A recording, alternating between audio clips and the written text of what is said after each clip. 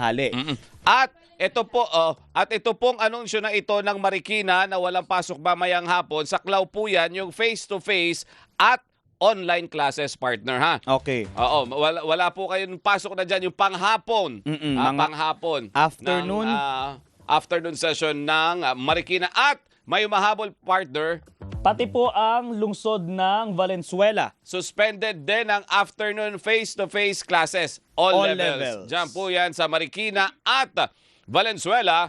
Monitor lang po kayo dito para po sa iba pa pong anunsyo ng mga walang pasok kasi nga po malakas yung ulan. And speaking of walang pasok, speaking of eskwelahan, Yes. partner, maraming magugulang na yung medyo nangangamba doon sa kalagayan, kaligtasan ng kanilang mga anak dahil nga yung insidente ng karahasan within the school premises. Bagamat kahapon, nakausap natin ng DepEd, magaling yung paliwanag ng DepEd kaugnay doon sa mga ginagawa nila na intervention para hindi na ito maulit.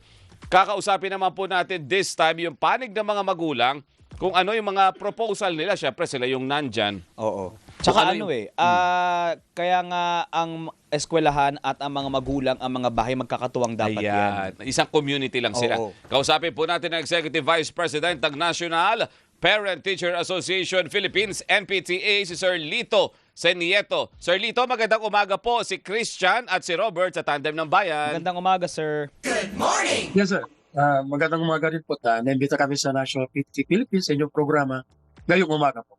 Kayo po ba isang-ayon doon sa sinabi ng DepEd ni Secretary Angara na may kinakaharap na po tayong emergency, yung estado po ng education sector dahil po doon sa mga nangyaring insidente ng karahasan kamakailan? Actually, sir, kung titingnan natin, that is very remote incident if we're going to have a whole data nationwide. Very remote lang naman yan ang nangyayari. So, sana paigtingin ang mga security safety ng mga bata sa loob ng eskwelahan. Opo. Yun po sana. Pero dahil po napag-uusapan natin ang seguridad, ang kapakanan po ng mga anak natin, ng mga kabataan po sa mga paaralan at kinakabahala po na baka matulad din sa iba pang mga eskwelahan sa buong bansa. Sa panig po ng mga magulang po ng NPTA, ano po ba ang mga nailalatag nating rekomendasyon o plataforma po sa mga opisyal ng gobyerno para masiguro po yung seguridad ng mga anak natin kapag nagpupunta po ng eskwelahan? Okay, una po sir, ang ating mga security guards sana. Kasi ang mga security guard, pag item yan or permanent position at nag-retire, I think hindi na sila nag-hire ng panibago na item. Anong ginagawa ng mga principal? Maybe, mag-recommend sila sa respective division offices na sana yung kanilang ibo ay gamitin na pang-honorarium o pambayad ng mga security guard in a private agency. Yung iba naman, actually kasi humingi sila sa local school board para mapuntuhan yung honorarium ng bawat security guard. Siguro, at the most, 10,000 yung pagpumasok sa job order or kaya the most, 6,500 pesos ang honorarium na pinibigay sa LSB. Sana po, recommendation natin, pag may nag-retire na corresponding security guard, ganon, punan agad magkaroon ng item. Katulad ng mga janitor, for janitor services, school din, ganon din, pag nag-retire, wala nang mga kapalit. Opo. Yun ang nangyayari. Through ABOA or LSB ang nangyayari sa atin. Gaano po ba kahalaga, Sir Lito, na yung mga security personnel sa mga eskwelahan ay nakaplantilla position, yung regular talaga yung kanilang posisyon? Ano ba ang maaaring difference na magagawa nun para po sa pagbabantay sa seguridad ng mga paaralan? Unang-una pa, pag permanent, pero they have a security of tenure. Fix yung kanilang salaries. And of course, meron silang GSIS na the time of the retirement or years of services, meron silang kasahan. Yun po ang mga advantage. And of course, kung may insurance fund na other insurance policies na pwede pasok sa mga permanent employees, security guard, and that, may mga benefits talaga. Whereas yung mga LSB, MOA, wala po ng security. Kasi, basta binayaran sila, ganun. So, the danger is sa school kung may magyari man sa kanila sa loob. Kasi sa ating respective school, nag-sprout na rin yung mga prat sa atin. Marami na rin prat in every school. Yun ang nangyayari sa atin sa Mm. ating mga Mm. eskwelahan.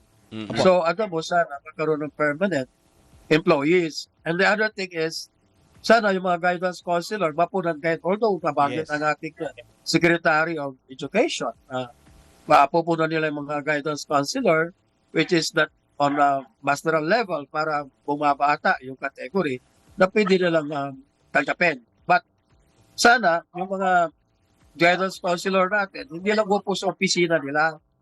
Katulad din ng mga teachers, sana meron silang daily log or mga lesson plan, pero sa other part of the teachers, sa kanila sana, meron din silang weekly log plan na, halimbawa, sa isang school, 60 classes, kasi, halimbawa sa high school, 6 times 6 level, 10 sections, halimbawa, so 60 yon. Sana sa isang eskwela, sa isang linggo, schedule niya kung ano pupunta niya mga level. Mm. Halimbawa, ipunan niya yon para magkaroon siya ng actual data kung anong nangyayari sa classroom. Not just an Opo, opo. observer, but also at the end of classes, sana kausapin niyo yung teacher sa isang classroom, sino bang identify natin dyan, na estudyante natin, Opo. na Sir Lito, matahimik. opo. Sir Lito, doon sa incident, sabi nyo nga po, hindi na kumpara natin yung figure nitong numbers na ito na mga insidente, ano po, ng karahasan sa schools ay medyo malayo kung susumahin mo yung number of population. Pero still, just the same, hindi po kasi maganda na may mga nangyayaring ganito sa eskwelahan. Sa panig po, sa grupo po ng mga magulang, hindi po ba kayo nangangamba na posibleng na gayahin ng ibang mga estudyante yung ganitong mga incidents po? Actually, sir, kung tutusin sana, ang ating mga kapulisan din, first day of classes or first week of classes, nandyan sila very visible. But this time, kung may nangyari, nandyan sila, pero pag nakapasok na yung estudyante, back to their station, assignments, ganun po nangyayari. Or at that, wala na, kasi tahimik na naman. So, yun sana ang tignan natin. Ano po? Sa atin naman mga magulang kasi, sa bahay din nag-start siya na eh. Katulad nung nangyari dyan, may barilan. Bakit merong baril yung bata? Di ba nanggaling sa kanyang relatives, yung baril? So, sana, sa ating, sabi, on the part of our magulang sana, very attentive din sila sa attitude ng kanilang mga anak. Pag uwi ng bahay, they don't have to observe it. Pag alis sila ng bahay, they also observe it. Sana, ito para maiwasan eh. Kasi ang school, alam naman natin, ng school is pangalawang bahay yan ng mga estudyante. But of course, the first thing na talagang mayroong kakilala sa kanilang respective learners, ating mga learners, ay mga magulang din. Opo, Sana, opo. Magulang, Sisingin correct. ang mga school administration, but also the part of the parents that they must be observant to their respective anak, children. Opo, opo. At dito po, dahil nangyayari itong mga karahasan na ito within the school, minsan magkakaklase pa nga po, ano yung recommendation ninyo pagdating doon sa security aspect muna, Sir Lito, ng mga anak po ninyo? Anong pwedeng gawin ng mga schools or i-modify, i-adapt ng mga schools na recommendation ng mga magulang? Una po sana, unang-una, yung nga po, dagdagan ng security personnel ng estudyante. Tapos, tignan din nila yung mga katulad sa yung nagkaroon barilan. Meron isang gate sa harap pero sa likod marami ata. So yan po sana tignan natin, mag-inspect the administration together with the security personnel para po tignan yung mga possible na saraduhan na sa likod para mawasan. Yun po ang isa. And of course, sana yung po sinasabi ko, yung mga guidance counselor, huwag lang sana umupo, kailangan din umikot. And of course, ang ating mga kasi sa school may mga department heads, they have to, di rin sana umupo, umikot din sa kanilang respective. Halimbawa sa bawat subject kasi may department head. Huwag lang sana po sa isang administration building, ikot din sila para malaman nila. Of course, ang ating mga security guard, ikot din. Kasi kung minsan, ang nangyayari dyan, experience-wise, kung minsan sa TikTok kasi, meron mga after the class, may nagtitiktok sa isang part, ngayon may nakita nung ibang estudyante, so nagkaroon ng kantsawan. Opo. So, nagkakaroon ng Bangayan. Actually, na-experience ko that, babae pa naman, Mm. dalawa, so sa Naku. punutan, pero, Opo, minsan puti mga kasi ganito. magkakagang di ba? Grupo sila eh. So kapag nag-trip, ika nga eto na eh. Pag hindi po mababantayan lalo. Siguro po ang ano natin dito, bantayan din natin na isa pa para sa panig ng mga magulang. Yung mga tama yung sabi ni Sir dito, partner eh. Mga magulang, sabihan ninyo, turuan po ninyo yung mga anak ninyo at wag lang ipaubaya sa schools lahat. Yung Diba? magkaroon Gabayan. maging conscious na rin. Kasi nga, may dami na nangyayari. Dapat, I think, high time na maging aware na rin talaga yung mga magulang na bigyan na talaga ng atensyon at pansin yung mga anak nila. Sir Lito, for the meantime, maraming salamat po sa inyong oras. Salamat, sir. Yes, sir.